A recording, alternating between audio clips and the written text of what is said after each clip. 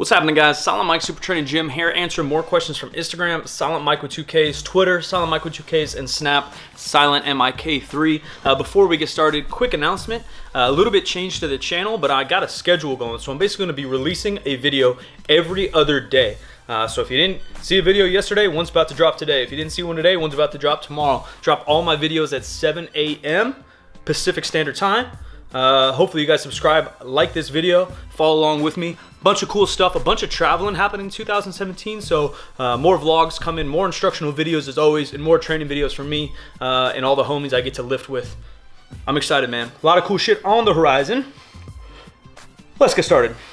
What supplements do you take, if any? To be honest, I don't take that many supplements. I just started taking a little bit more D3, vitamin D3, because I don't get out much, and sometimes I get a little sad, and I've heard it helps with both of those, so I've been doing that. I've been taking a little bit of creatine when I remember, just creatine monohydrate. I take it in pill form because I don't like powders and I don't drink shakes.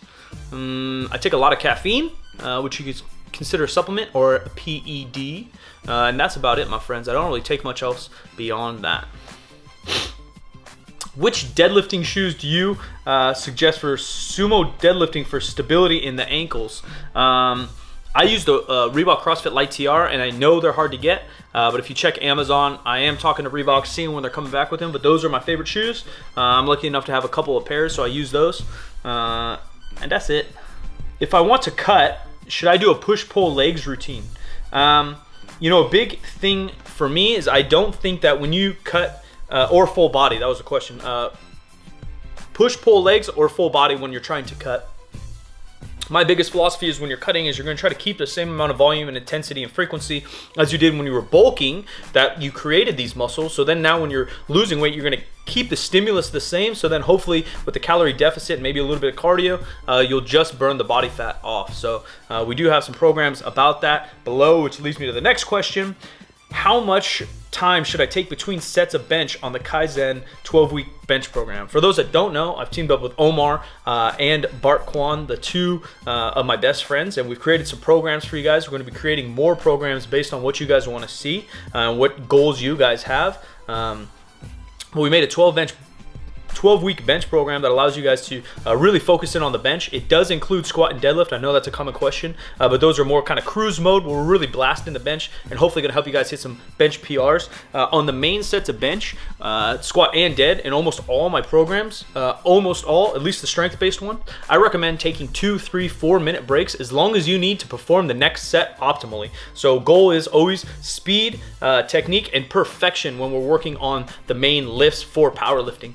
When we get into some hypertrophy stuff, some supersets or some bodybuilding-esque work, we're going to maybe turn up the pace and lower the rest volumes just to get a little bit of sweat, get a little bit of cardiovascular stimulus. But for all the powerlifting movements, squat, bench, dead, typically rest as long as you need. All those programs can be found in the description below if you guys are interested in checking them out. What's the best way of improving your grip, especially for heavy deadlifts? That's a really good question. Personally, I'm pretty lucky. I've never really had a grip issue in the deadlift. But my favorite things is I like to go double overhand, no hook grip, just double overhand for all my warm-ups every single deadlift day as far as I can go. Then I'll switch to straps or maybe a mixed grip or hook grip, whatever you do for competition. The other thing is all bend over barbell rows, stiff legs, chin-ups, heavy chin-ups, pull-downs, all that stuff. I always go double over, I guess double under if you're doing a chin-up, and I'm squeezing the bar as tight as I can. If you're having a lot of issues with your grip and you need to do some real grip work, I suggest holding the deadlift of all, holding the top of your deadlift on all working weights for 3, 5, 6, 10 seconds. My boy Dan, who just recently deadlifted 716 pounds in competition, he had missed it like 5 months previous. He ripped 705 off the ground, but missed it at the top for grip. So the entire 12-week peaking program that I coached him through, we had him just hold that grip on every working weight the entire program for 3 to 5 seconds at the top. I'd count it out for him so he'd have to hold it, and that can help a lot. Some fat bar work, farmer's carry, stuff like that is also great. Is it better for a belt to be a little too tight or a little too loose? Some of this is going to be personal preference, but I think I did a video on this with Katie Ann. I don't know if I put it in my video or if it's in her video, but go and check her out on YouTube. Katie Ann. Katie Rutherford's a good friend of mine, very, very strong chick, very smart chick. But what I noticed in her sumo deadlift, her technique is pretty damn good, if I do say so. But she'll get a little bit of low back rounding as soon as she really tugs on that bar. She'll get tight, and then that's the first thing to give. And this is something that used to happen to me a lot, and it still happens to a lot of people I see. And I think the issue is always the breathing bracing, the Valsalva maneuver, if you will. Kind of the core, controlling that midline. What happens is people think cranking that belt on will control that spine a little bit, and basically what we're trying to do is control from our shoulder to our hip in all three lifts as much as we can, and just lock those into place. If you make those into a brick, I think about making those into a brick, and so they can't move, all they can do is this, then we can transfer that power from the ground into the bar a little bit better. So I think a little bit looser belt allows that to happen, where I think about breathing underneath the belt. I personally put the belt around my belly button area, and I'll breathe underneath that, flex as hard as I can, 360 around my stomach, and that's helped me a lot. And I talked to Katie Ann about trying that, because her belt was crazy tight, and as I mentioned, she got a little bit of that flexion position. Not that it's the end of the world, but we want to maintain as stiff a position as we can from start to finish of the lift. That's going to prevent injury and make us most efficient. A related question: how do I know when to start lifting heavier without a belt? I don't want to keep relying on the belt if you don't have to. Now, the belt is just a tool.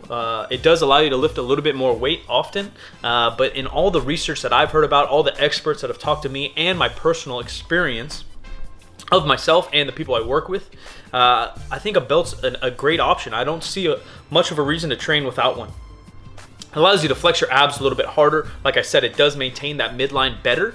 You can handle more weight, which is going to overload whatever muscle you're working. If you're working squats, it's going to overload your legs more if you're lifting more weight. It keeps you safer from all the studies and personal experience. So I don't really see a downside of the belt. If you wanted to do some beltless work, I don't see anything wrong with that. But in my experience, putting the belt back on after that, it's just uncomfortable.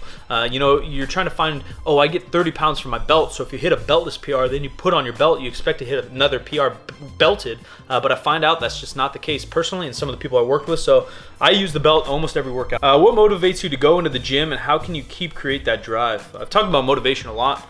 Talked about inspiration a lot. In my opinion, both inspiration and motivation are very fleeting. They come and they go. They're in the moment, they're in the hour, maybe the day, maybe even the week. You're motivated by something you saw on YouTube, motivated by something you saw in person, a story you heard, something on the news, maybe even LeBron James,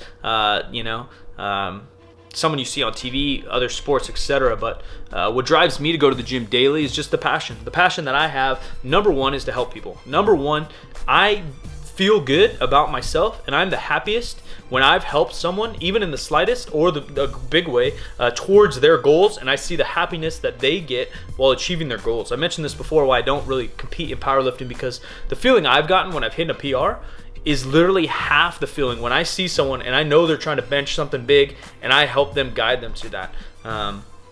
One of the happiest moments and most motivating moments for me within the last year was my boy Nick Pekolsky. This kid loves powerlifting, and he wants to lift mountains. He sees himself as an elite powerlifter coming down the road, and he's looking down the road 3, 4, 5 years. He's a young kid, 23, down the road that he thinks he can be in the top, and I honestly do too.